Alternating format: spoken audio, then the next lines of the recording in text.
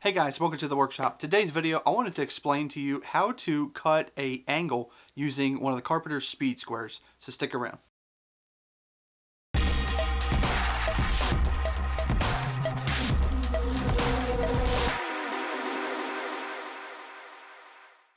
Carpenter's triangle, carpenter's square, whatever you want to call it. There's a lot of information on this, and honestly, it can be a little bit overwhelming. But one of the only things and the main things that I actually tend to use a lot are the angles. And I wanted to kind of break it down to you on what does it mean and how to actually cut using this and cutting that angle. Alright, so to make this make really good sense, I've got you in really close to this piece of wood. This here is a piece of 1/2-inch Baltic birch plywood.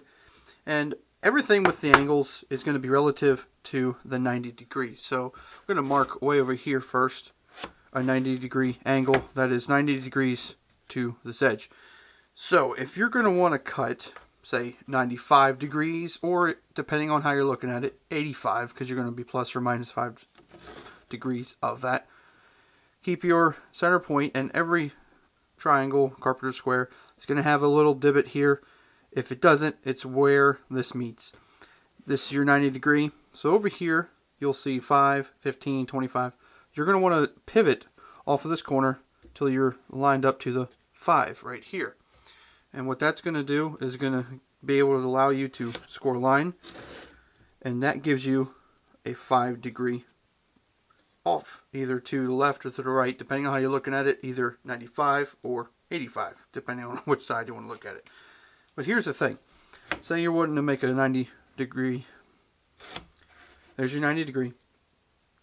So this really only works up to 45 degrees. And let me explain. Because if you've got your 90 degree, here's a new line.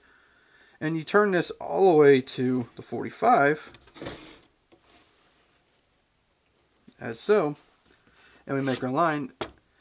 This really here could have been avoided by doing that. Because this is already a 45. So if we turned it, that line's right up to that line. So that gives you a 45. So anything from 45 and below is really what you want to do. Or depending on how you're looking at it, 45 and up. And the reason why I'm saying is because in this angle here, this is 90 to here. We're going this way 45 degrees. But depending on how you're looking at it, because this is 45 degrees, but this angle is not 45 degrees. It's 135 degrees. So it really depends which way you look at this. Let's move to another spot here. Slide over a little bit. Here's our 90 degree to this edge. Now say you're wanting to cut a piece of wood like this and you want to have a 25 degree angle. We'll use that. 25 degree angle right there. So you're going to do the same thing. You're going to take this and go to when you reach 25 over here. That line will actually be dead in line with the edge of the board that you're cutting, and score your line. So this angle right here is 25 degrees. And the way I can prove that, you take one of these old school compasses and we'll put that lined up to the edge here. So we've got our 0 here, and in the camera you may be able to see we're dead on 25. So this angle right here is 25 degrees. And so then if your board continues this way, that gives you that 25 degree angle. Okay, so I hope that kind of answers some questions for you on how to cut, how to mark angles using a carpenter's square.